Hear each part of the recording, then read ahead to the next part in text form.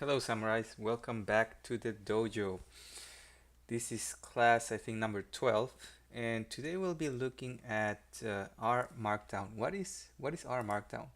Rmarkdown is basically a file format that will allow you to write documents that integrate R code or Python code in case you know Python and many other things into a narrative text, and it also enables dynamic reports, analysis, visualizations, and you can use it to generate PDF documents, HTML documents, Word documents, and it's very powerful. And I want to talk about this R Markdown and teach you how to make a report so that you can really exploit the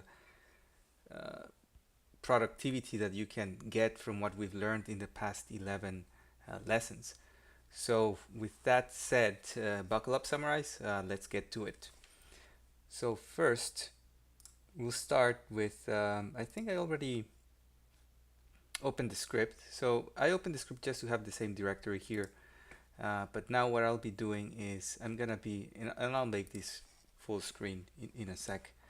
I'm just gonna be creating a new script, well not script, a new R Markdown document. So we're gonna go here, generate a new one, R Markdown. Then it says here what you want to generate, HTML, PDF, Word. I'm gonna go with HTML because I like some of the cool things you can do with another package that I'll be introducing today called DT. And I'm gonna title this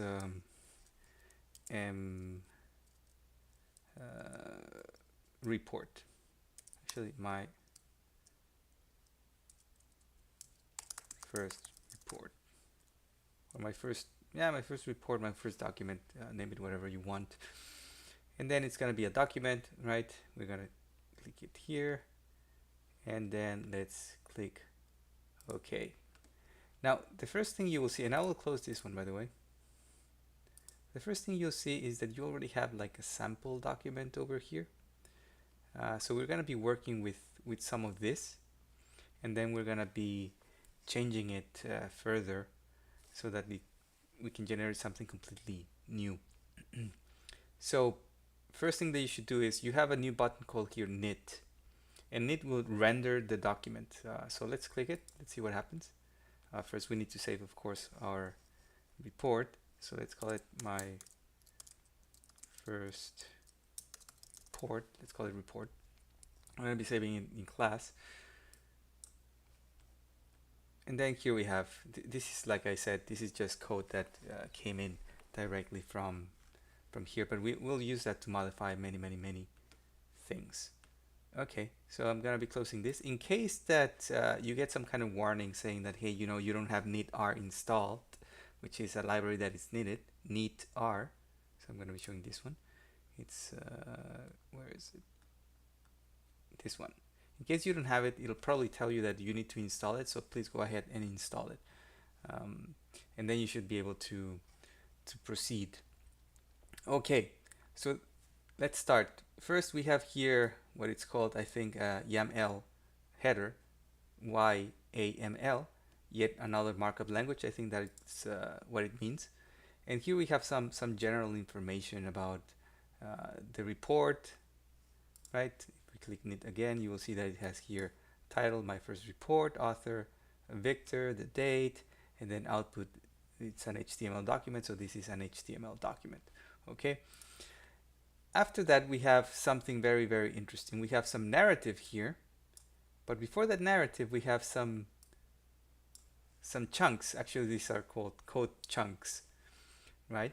And these basically allow us to put our code in them and then do many things. Basically everything that we've learned so far we can do in these R code chunks. We can process data, and then that data we can generate a graph, and then that graph we can plot and then incorporate into the document, and basically everything we've learned so far, right? So every time you want to create a chunk, you can just type 3 ticks, then open curly braces, name of the, open curly braces, R, which is the language that we'll be using, name of the chunk, and then we'll have some options that I'll be showing you later, which this one is a setup chunk, so we're gonna be renaming that because I don't want to be showing everything that is there out there, because you can deactivate chunks. For example, here this is not a setup chunk.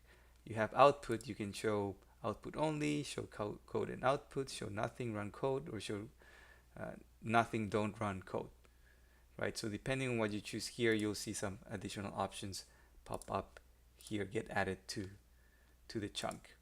You can show warnings, show messages, or do many other things. We'll get into that into more detail.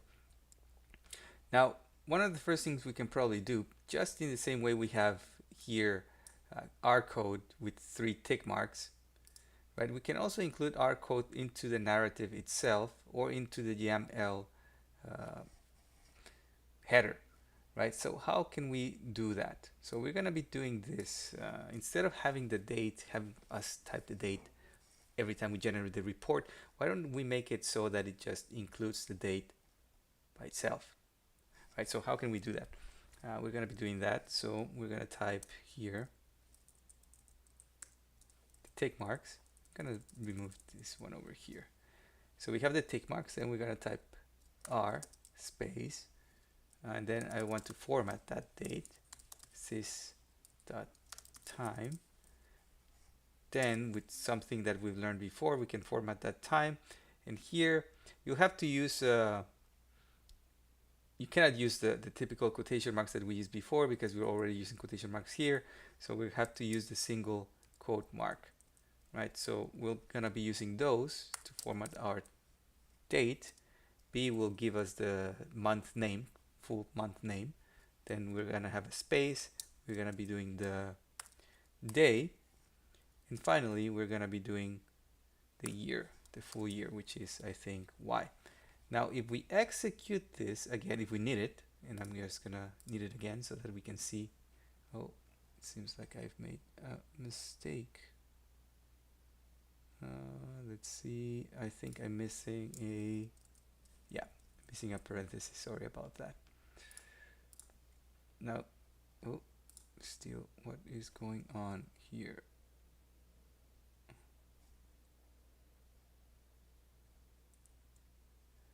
And that's the,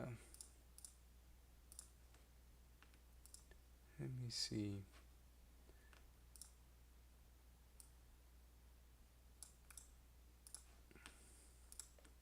Well, let me try again.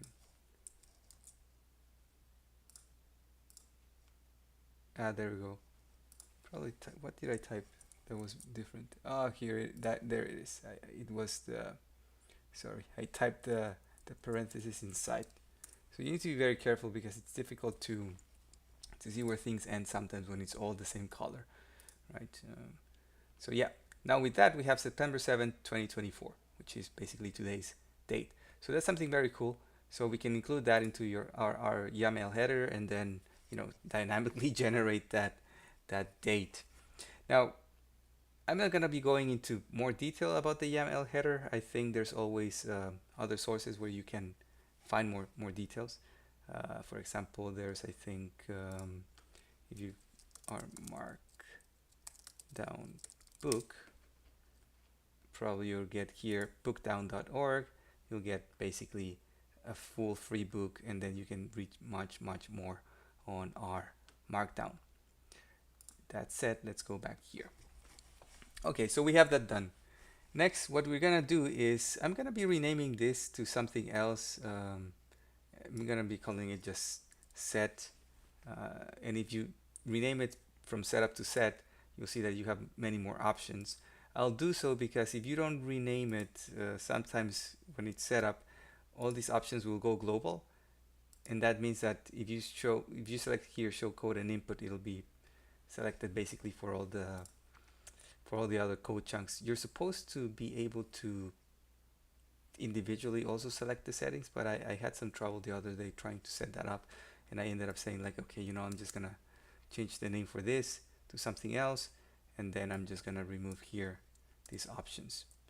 Okay, so like I said, this is a chunk, and each Rmarkdown chunk must have its own name.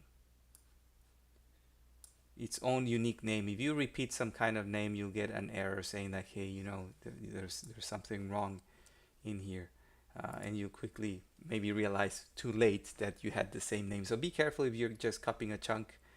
Remember to change the name and make those chunks code names unique. Okay, now here we're gonna be loading our libraries. So as always, we're gonna be loading Tidyverse, which is one of our workhorse libraries. Then we're gonna be loading another library called DT.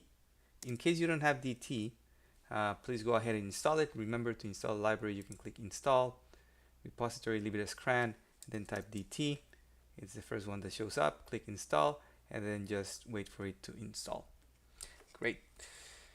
Next, we're gonna be using well, before we go there, you see that we have here a play button. If you click the play button, it'll run the current chunk, so it'll execute this code. So it's already executed the code. It says library Tidyverse, library DT. Okay, if I click it again, it'll do it again. And then basically I just loaded the library. So you can also execute the code and see what kind of results we're getting. Okay, with that said, we're gonna be using, same as last time, the data frame empty cars.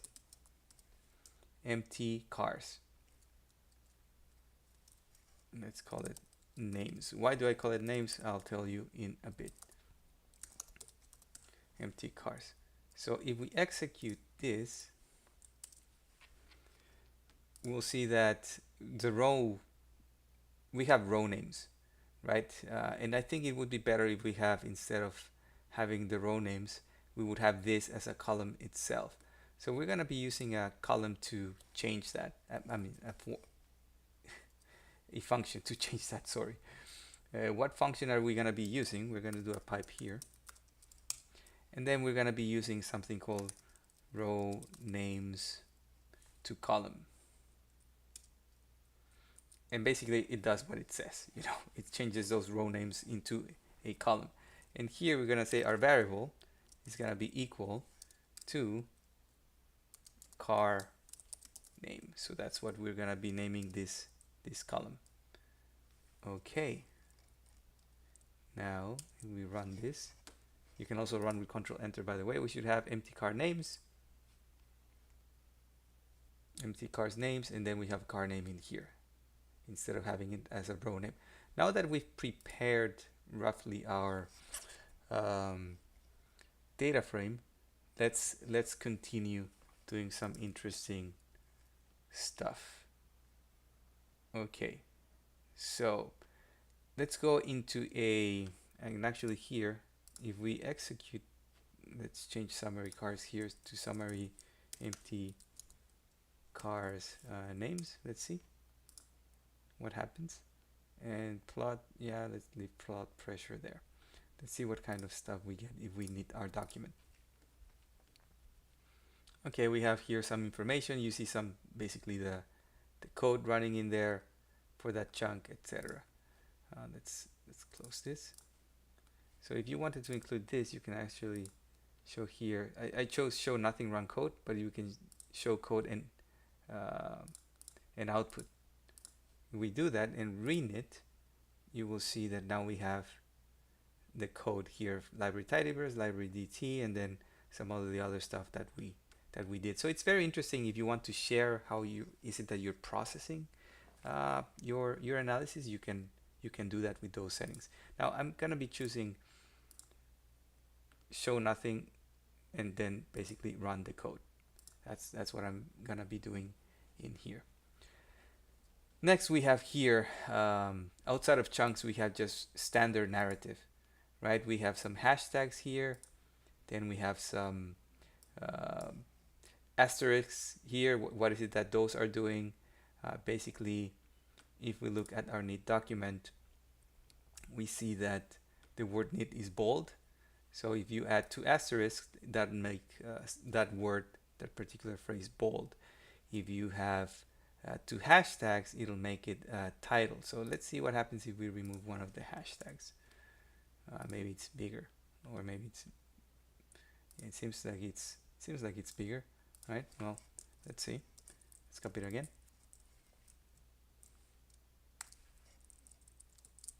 Let's copy it again with 3. And let's see how that looks like. And yeah, you see how it's changing size. What happens if we add one asterisk here and another asterisk here? Let's see what happens. It's cursive, and then if you add another one, it's gonna make it you know, bold. And if we add a third one, what happens if we add a third one? It'll make it bold and cursive or tilted. Okay, now there's also another way in which you can see things. So you can use a visual editor for that. I don't like using the visual editor. I prefer to just do it by myself.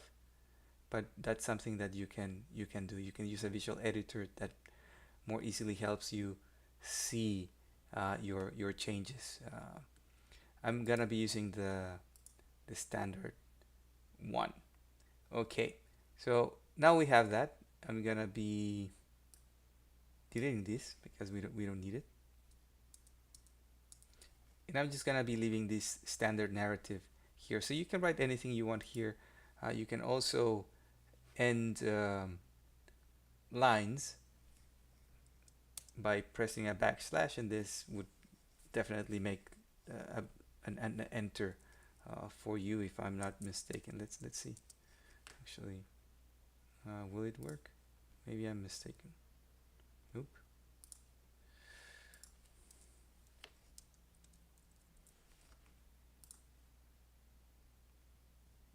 Well, it's supposed to be ending the line. Trust me on that one, I believe.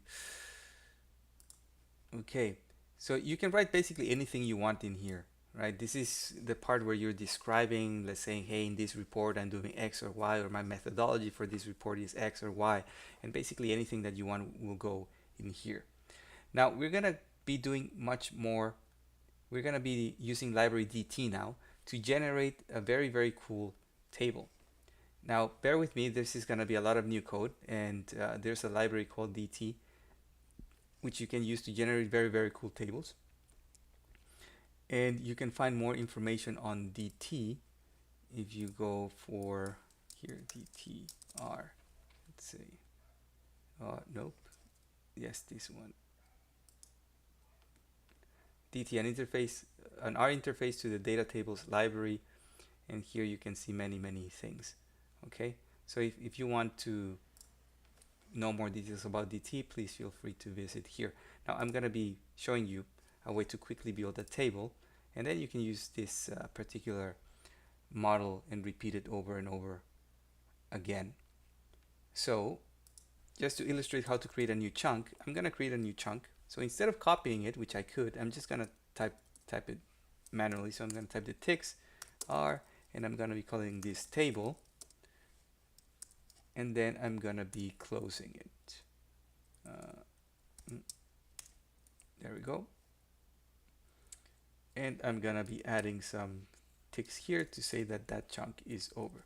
Now the chunk's delimited, we're calling it table, and I'm going to select here show, basically show nothing, run code, no, show output only. Yeah, we're going to go for show output only, and it'll say echo equal false, which basically means that we should only be showing the output.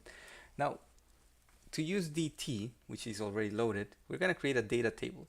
So we're going to say data table, and then we're going to say what data frame you're using. In this case, we're using empty cars. Then we're going to press comma, and we're going to write in here filter equal top. So this is for having columns with a filter like Excel has, right? Filter equal top. Then we're gonna say row names equal false. We're gonna be using some extensions. DT has the ability of using extensions, and then you can add some very cool buttons or fix things like columns, etc. So we're going to be doing that. So we're going to type extensions equal C buttons. Then we're going to have fixed columns here, just in case we want to fix the column, fixed columns. Then we're going to be going next to, I think our column names, yeah, we have an underscore here. So we're going to remove that underscore from our final table column name. So here we're going to say call names is equal to str replace all, and here we're gonna type call names to get those column names, empty cars names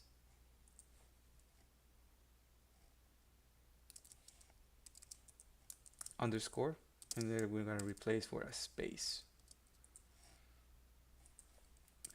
After that, we're gonna be doing options equal, and we're gonna be passing down a list, and that list will be a DOM, which is basically which elements you want your table to have. I won't go into lots of details, but if you type BLTP, you'll get some nice results. We'll see how that looks in a bit. We'll continue writing. Wait, I think we should still be inside the list. Okay. Then inside the list, we're also going to type buttons, which is coming from the extension. And this is where it gets very, very cool. We're going to say our buttons are basically copy. And by the way, these are coming from the extension itself. So it's not that you can just write anything you want here. These names reference particular buttons that are already in the package that you can call upon. CSV. Then we're going to be doing also Excel. An Excel button, a PDF button, and a print button. Okay, we have that. We have buttons. Then we're going to be typing here. Sometimes your table might be very, very long, have lots of variables, lots of columns, and we would like to scroll on that table, right? To do that, you can just use scroll X. I'm gonna set it to false here, so because I don't think we need the scrolling. It's not that big of a table, but we're gonna keep it there. Then I'm gonna be inserting here a comment for fixed columns. But before I do that, I'll just type it fixed columns equal, and then we'll also be gonna be providing a list, and then we're gonna be say left columns equal 1. Okay, we have that.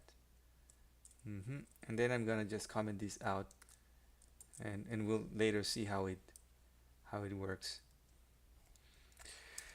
Then page length equal 10. You'll get to know what that means. And then length menu equal, which is basically how many things we want to display, 10, 15,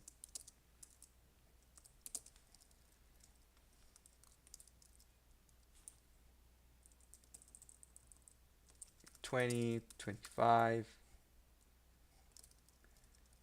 30, 35. Okay, and then I think we can finish with our list. Now, before we finish here, we can also use a pipe at the end of our data table, right? And we're gonna be doing that just to format some of our numbers. So we have some numbers here that have more than 2 decimals. So we're gonna be rounding that up. So how do we do that? We'll type format round columns equal, and then we're gonna be using a match, which you should remember from the time that we worked with creating an Excel file. We're gonna type here call names, and then we're gonna call here empty cars names pipe. then select where is dot numeric, and this should be giving us all the columns basically that are numeric. And names we're gonna be taking from empty cars names.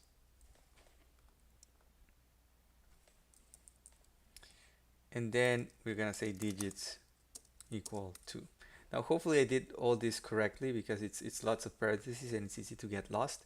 Now in case your screen is wrapping around because the code doesn't fit on the screen, I think there's here, if you say code soft wrap long lines, you can unselect this and then it shouldn't be wrapping those lines. See, it's just doing it by itself. Okay, now we have our code.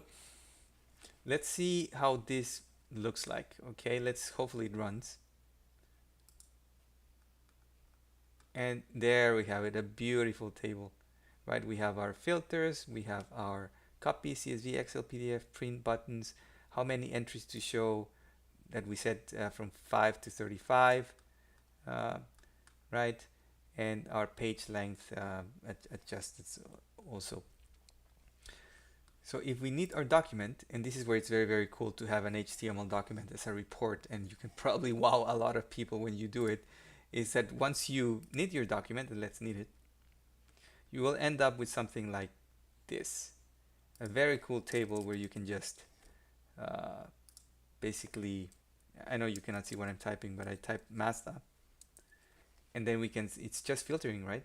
Or we can say, hey, you know, I want to see here only what's between this range, right? And it'll just filter that range or the displacement basically from 5 to 6, and then it's only displacement 5 to 6, and then you can choose, hey, I want to see more records, right? Here we have 35 entries, basically everything. So it's very, very cool. Now I think you can agree with me that this is like super cool, right? It was, when I found out about this the first time, I was thoroughly impressed. I was like, wow, this can really make some of my reports look pretty amazing. So now we have our DT. I won't go into more details. Like I said, you can read more about DT on this website, right? And you can read many, many, many more things. You can even format things, etc. Format style, lots of things that you can do. It's a very, very cool package, DT. And like I said, you can include all that functionality into your tables. Now we have our table. Here, I think I'm gonna delete this here.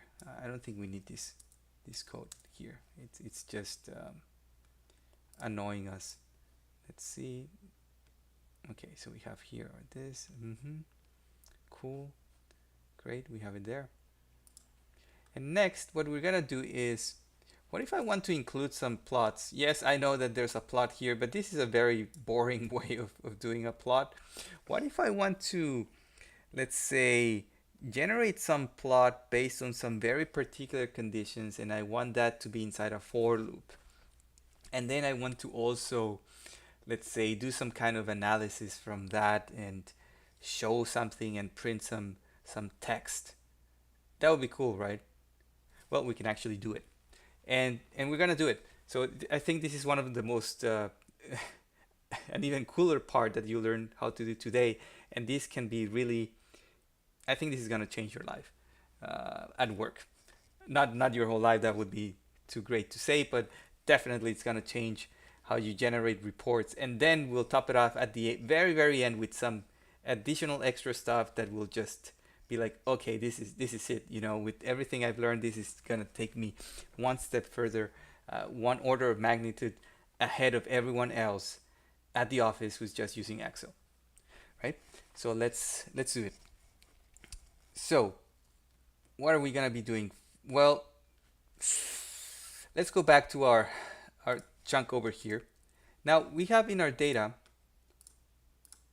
we know that there's cylinders, and it's 6, 4, and 8. So we're going to be taking the cylinder column, which is very, very easy for us to use. and we're gonna use that as a part of as a filtering variable for generating graphs based on the cylinder of the cars, and show basically different categories, all the cars that belong to 6 and 4 or 8 cylinders. So I'm going to be extracting that as a vector, right? So I'm going to type cil here for cylinders, then empty cars names. I'm going to do a pipe, then I'm going to select cylinder. Then after selecting it, I'm going to use a function called unique, because if we select cylinders and we want to extract this vector, you'll end up with a huge vector with lots of 6 and 4s and 8s. If we use unique, it'll just say like, oh, we only have 6, 4, and 8. If you don't believe me, if you do this, you'll end up with a table, right, which is a data. But I don't want the table. I just want a vector. So to get a vector, what we're gonna do is we're gonna be using a function called pool. What does pool do? Says it's similar to money sign. It's mostly useful because it looks a little nicer in pipes. So basically, it'll just generate for us a nice vector here. Now we have 6, 4, 8. Now we're still not done because we want to also sort that. So I guess we can pipe it here. Can we? Can we pipe it? Let's see. Oh yes, yes we can. We can pipe it. So now that it's piped, we have our vector, and we'll be using this vector, like I said, to filter dynamically inside a for loop that later generates some graphs and some other very, very cool stuff. Great. We have that ready. So now let's go back into the main part. The main part here. We're gonna change the name from pressure maybe to, let's call it graphs. Graphs. Then we're gonna delete this because we don't need it, and we're gonna write a for loop for I in, and then here we want to iterate through, of course, our cylinders. So we have 1, 2, 3. We could say 1, 2, 3, but to make our report more scalable in case at some point our data includes more, let's say, cylinders, what we're gonna say is we're gonna say 1 to length, and length basically returns the length of a vector. So if we do this, it says 3, right? So we're gonna type here cylinders, and that's gonna make it count from 1 to 3. What are we going to write inside?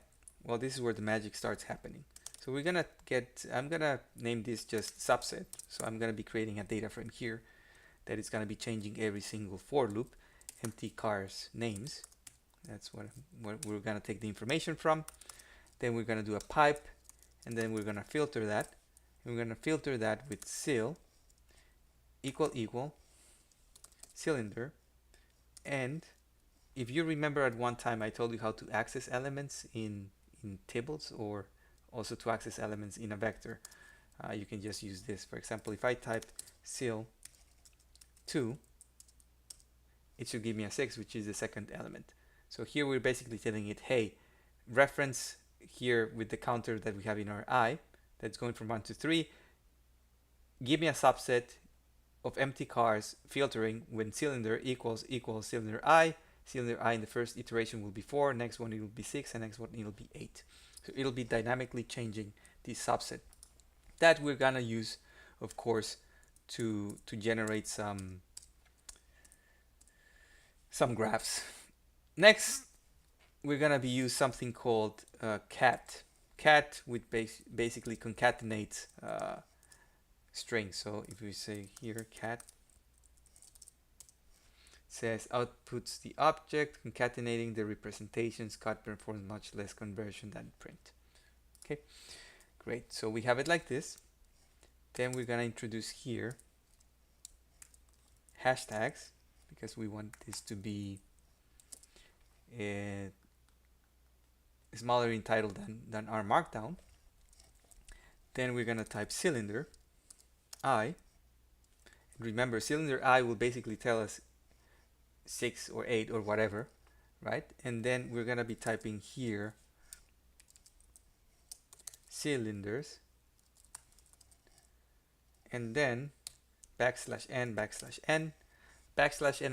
\n will be used to do a hard enter in our text. Okay, so if we execute this code, we'll probably won't see much in our knit. So let's knit the document. Let's see if something happens. And we see, well, we see some stuff here, but it's not great. It's probably not what we were expecting. Definitely not what I was expecting. So we need to add something additional here.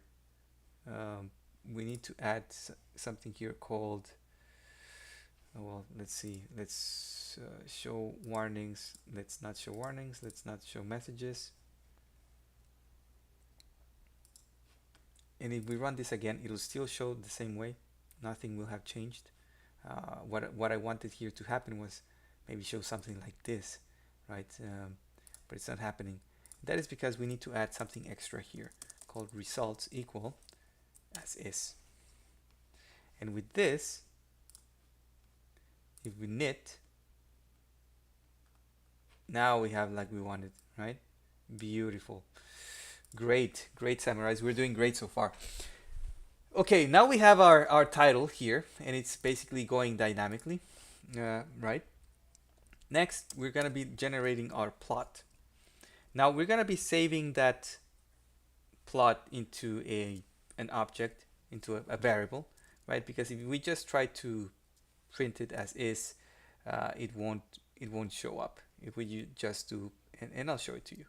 Let's start with creating our ggplot, so you know what I'm trying to say. ggplot plus geom point data equal subset, which is the one we created here. Then we're gonna do mapping equal AES, x equal HP, y equal displacement, and this I'm taking basically from this, in case you're wondering. HP and displacement are here, so x for me is going to be HP and y is going to be displacement. Great. Then we're going to be saying that color is equal to car name, so that we have different colors and we can identify the cars by, by very easily with, they'll be painted. Okay. Next, we're gonna be doing X label. We'll change the X label, and we'll say that this is horse power. Then we'll add a Y label. We'll call this displacement. Then we'll add, well, let's stop there. Let's stop there, okay? Let's stop there. Let's see what happens if we need our document. We'll continue modifying. I just want to show you something. Great. So we created the ggplot, and as opposed to the original Rmarkdown document, which had a plot call, we're not seeing our plots. So what's happening here? It's is it because of the results as is kind of thing, or what's happening? Yeah, it's probably because something related to that. But we need to explicitly print the plot, okay? So we're gonna be printing that plot. So we will be, let me cut this. We're gonna be naming this plot 1. And we're gonna saving this ggplot into plot 1. And then after that, we're going to say print plot 1. And with this, hopefully, if we need again, we should be seeing our plots. Beautiful, right? 4 cylinders, but then we have We have some weird stuff going on. Probably, oh yeah, we have 8 cylinders here. So they're still kind of broken. We'll continue to fix it, don't worry. But now we at least can see the graph, and that's an advancement, okay? So let's continue building our graph. What do we want to show? We're going to say labs equal to title. Title of our graphs is going to be cars. Then we'll add a subtitle, and that subtitle will use our MVP function paste, which I really love. There are space and row, which will count the rows of our subset, which is this one, and rows subset, comma, cars, actually like this, cars with space cell I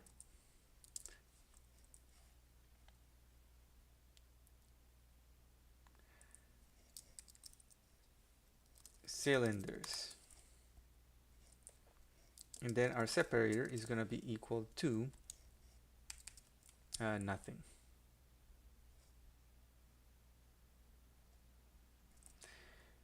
Okay, so let's see how this looks like. Let's knit this. And now it says here cars. There are 7 cars with 4 cylinders. Now this is probably, we should probably add a space in here. So we can add that space manually. Well, I usually add things manually, but I think if you do this and just add here the space, that should also work, I think. Yeah, it's the same. So let's do that like that. Okay.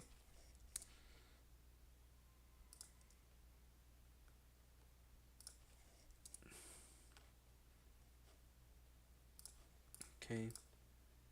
Let's see it again. Okay, but we still have some things that are not right. For example, I don't like here this underscore where it says car name, and cylinders is still broken. So let's continue to fix our stuff. So if we want to change the legend name, you can actually do that by typing color equal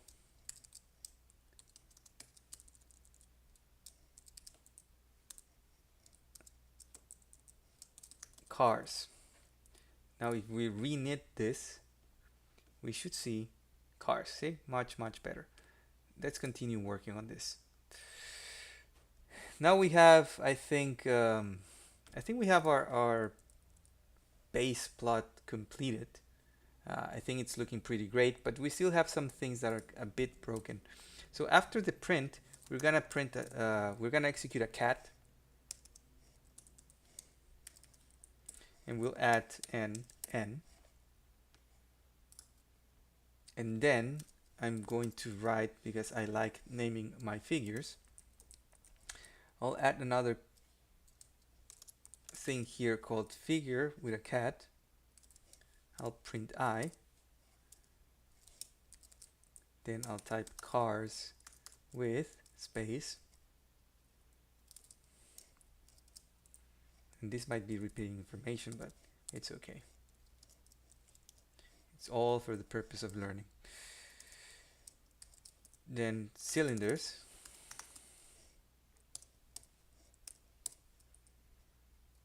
with the n, so that we also skip introduce a hard enter there.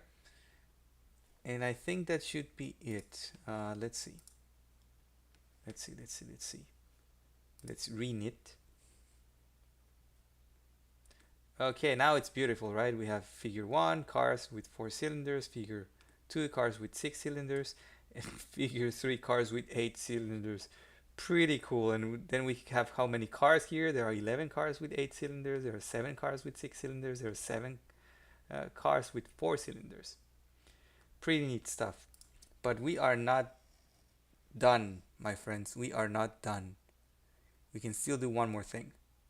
Let's say that we wanted to introduce some dynamic text below each graph just to say something specific about it. And we want that to be done automatically for us. How can we do that? Well, I'll show you. I'll show you how we do it. I'll show you how the pros do it. And well, I'll show you how the samurais do it. I think I should self-promote my the name of SamuRai. So I'll show you how the samurais do it. This is how samurais would do it. You would say cylinder if cylinder I is equal to 4,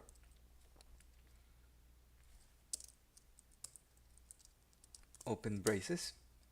We will do the following. We're going to type cat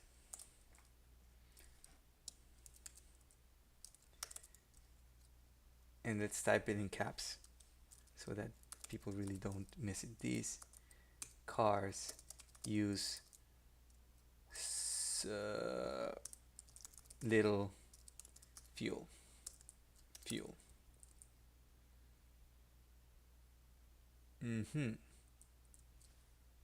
Then like this. Let's save this. Let's re-execute. And there we have it. These cars use little fuel. But, you know, I'm still unhappy with this. What if we can color this so that it's more prominent? Let's try that. Let's try that. So let's close this. And also I think here I might want to figure I.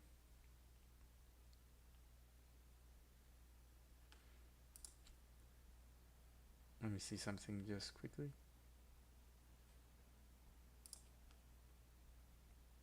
Yeah, it's okay. How can we paint this? How can we add some splash of colors? So we're gonna be doing it over here first, and we'll say this is, let's say here, to paint something you need to put it in square brackets. So we'll say this is red. It's still not yet red, of course.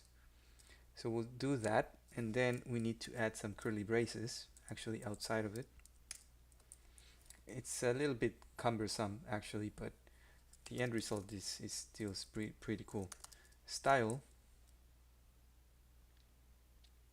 equal color, and then we're gonna say red, and that should be it, I believe. Let's see if we got it right. Yeah, there it is, red. So we'll be applying this concept, right? So I'm going to be deleting this. Well, actually, let's keep it. There we go. So the backslash, like I said, it's a hard enter. So we'll keep it there for you, just so that you know that you can color things, and you can do that to the title too. Okay, so that's how it's done, right? So we'll do that exactly here. We're gonna say this is like this, and then curly braces, and we'll type inside style equal color green. Save this, execute. And there we go. These cars use little fuel. Now I'm still not happy because we don't have something to say about the other graphs. So you can either use if and then else if, or you can just say like, hey, well, I'm just gonna use another if, because if it's not gonna go into this one, it'll go into this one. So cylinder I equal 6, and I'm doing this wrong. And then I'll just copy this so that we can expedite the process. these cars use some fuel.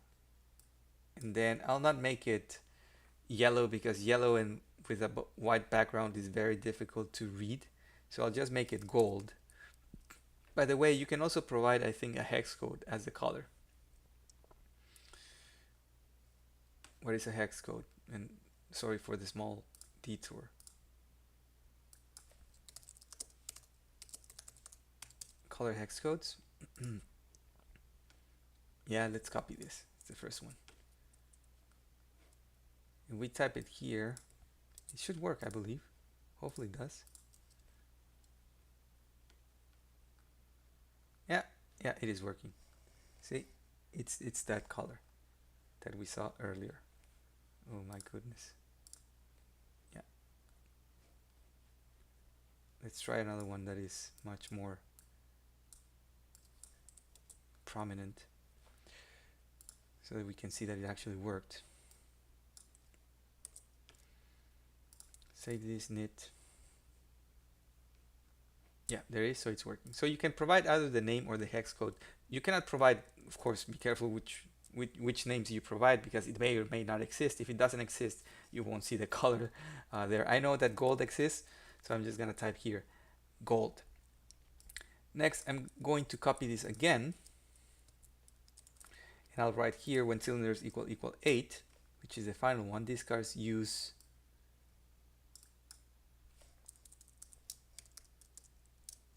lots of fuel, exclamation mark. And color, we'll say it's red.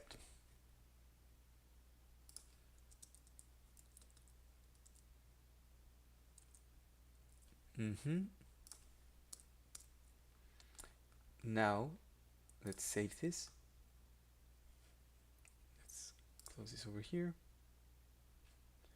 Let's knit again. And great, now we have dynamically generated graphs with even comments. So think about the possibilities here. You can basically do anything you want, analyze data any way you want, include an if, and then say what kind of result is expected according to your analysis, and then dynamically change it as you go, right? So it's very, very cool what we have done here, right? We're dynamically entering stuff, etc. But we're not done yet, okay? We're not done yet. We can still do something cooler. So here, where it says red, I'm gonna keep this in here, okay? And I'm going to add some narrative. So in the same way in which we can include our code in our YAML header, we can also include our code into our narrative itself. So what does that mean? Let's look at something cool. We're gonna type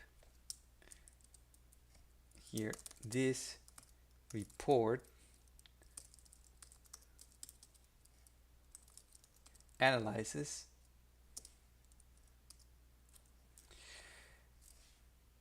because I want it painted. That's why I'm basically, well, before I do that, I'll just type the R code as to not confuse you. We're gonna type the tick, then you know it's already a different color, and row, which counts the rows that we have in our data frame. The cars, names,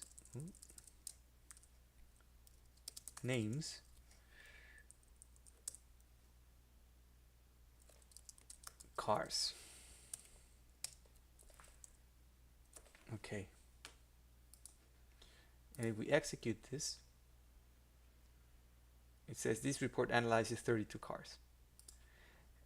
Now let's paint it, right? Because we want that painted so that people see like, hey, you know how many cars I'm analyzing?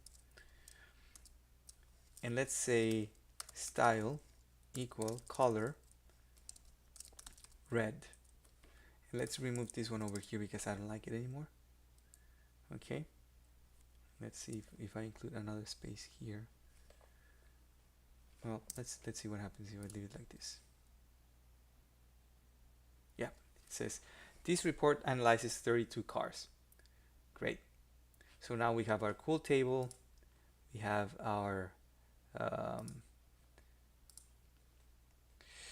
dynamically changing number of cars that are in the report, and everything is looking pretty darn amazing, right, SamuRai? But we're still not done yet. There's one last thing we can do that is just gonna be very amazing. So we can also do parametric reports. What does that mean? There's something called here init with parameters. And if we say here, it says there are no parameters defined for the current Rmarkdown document. How do we define a parameter? We can define a parameter in our YAML header. And to do that, we're going to say params, enter. And then I'll use, from here, I'll use MPG, right, as the parameter that I want to use, MPG.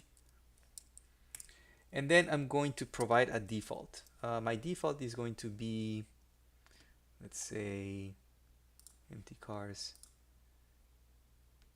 Let's say 10. Let's say 10.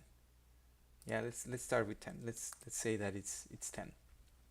Okay, so now our default is 10. And if we click here, init with parameters, you'll see that now you have the parameters and you can change it. Now I'm not gonna click init yet because there's nothing happening with this parameter. We need to use this parameter somehow. And we're gonna be using it here. Here we'll introduce a filter, and then we'll say MPG greater equal to, you could type in here 10, but that's the not great way of doing it. That's not using the parameter we just created. So we will say params, which is this, params, money sign, MPG. That's it. Now, when we do init, actually, if you just click init by itself, it'll generate it with the default, which is 10. Now, I chose 10 because it'll keep all the data set, all the data available. But let's change that. Let's say now that, hey, you know, let's say someone comes to me and say, like, hey, Victor, you know, thank you for the report. It was amazing, but can you please give me a report just including the cars that have above 15 miles per gallon? And then if you were working in the traditional way using Excel, you will be like, God damn it, I might need to work that a little bit more or do something else. And then regenerate my narrative and everything. It's like, oh God, man. And then I need to change the word report too to say how many cars I'm analyzing. So yeah, okay, you know, okay, Bill, it's gonna take me a couple of minutes. I'll let you know when it's ready. So instead of doing that, you can just say like, yeah, sure, I'll do it, Bill. And then just don't tell him how you're gonna generate it, because otherwise he'll keep coming back to you over and over again. But you say like, yeah, sure, Bill, I'll get it done for you. Just give me some time. And then you just go back to your Rmarkdown document that you created. You click init with parameters. You say like, yeah, okay, you know, 15 net. Wait a little bit, and now you see that it says this report analyzes 27 cars. And all our graphs have been adjusted. So let's continue further, right? Let's say so that the change is much more aggressive. Let's say above 25. This report analyzes 6 cars, and it's only the 4-cylinder cars. Figure 1 cars with 4 cylinders, and we have those cars, 6 cars with 4 cylinders. These cars use little fuel. And then we have here also our table. And yeah, that's basically it for Rmarkdown. There's many more things. Like I said, you can generate PDF files, you can generate Word files. I will not be going into that. I like distributing reports as HTML files because everyone, regardless of whether they have Microsoft Office, Word, they can still open my report. Right? Not everyone is You would think that most people have Microsoft Word, but they may not have, right? So if you really want to share that information or that report with the world, everyone can download a browser for free, right? So I usually prefer to send it as HTML, and also because you get that additional functionality of DT that gives you these very, very cool looking tables that, you know, are just not available um, anywhere else. And you can see that our HTML file is actually here, right? So let's open this with Safari. Yeah, here we have it. Here we have our report, and we can play with all the data that we want. And every time you regenerate that report, it'll just override, right? So I will be going back to let's go back here. Let's go back here to need with parameters, and I'm going to make it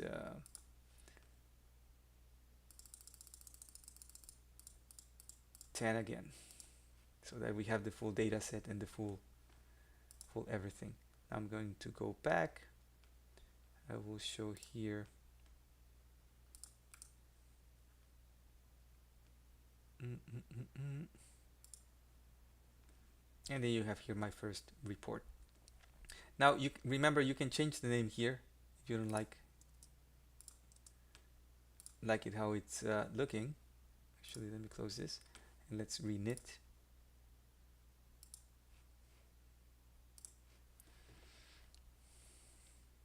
Yeah. And yeah, and that's basically it.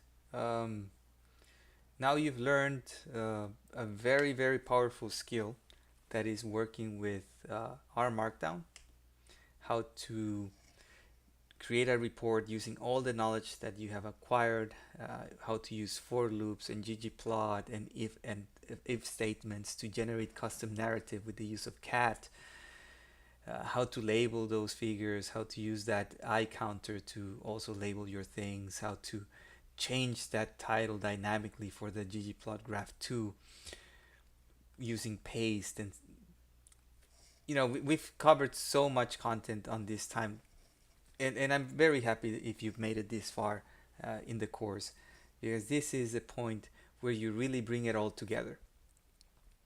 Really bring it all together. We can generate amazing reports like this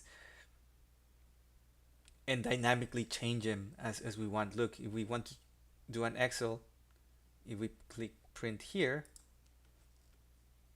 it's gonna tell us that, okay, you know, print our data. Or if we want to export this as a PDF, yeah, you can press allow, and then you can just open this, and we have our table here. See? And we can also Excel or the CSV or just a copy. Lots of very cool things. So yeah, it's an amazing tool, Rmarkdown, and it'll definitely boost your productivity by a significant amount when you have to generate reports. I invite you to please to start using it, right? Make use of this knowledge, and make more time for yourself to focus on more important things other than just doing the usual stuff of generating reports. You can use that free time to learn something more useful for your work. With that said, that brings us to the end of today's class. Remember to save your file, right? Every time you need it, it saves it, but please remember to save. And I hope you enjoyed today's class. Remember, as always, if you like the way I teach, if you like my content, please like and subscribe. It would mean the world to me.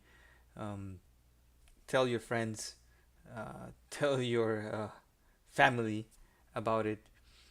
Help me increase the awareness of R and how you can use it for your daily tasks, and be basically creating very amazing things.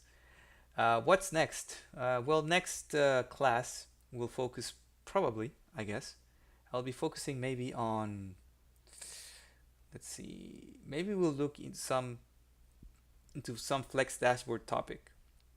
Flex Dashboard, which is basically how you can create dashboards using this Rmarkdown style of coding, which now you're familiar with to some extent.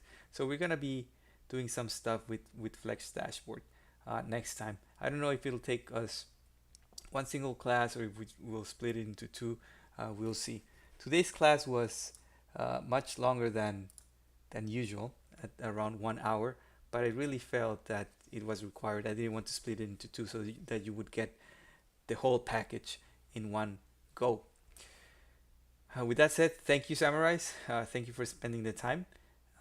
We've reached the end, so class dismissed. See you next time. Bye.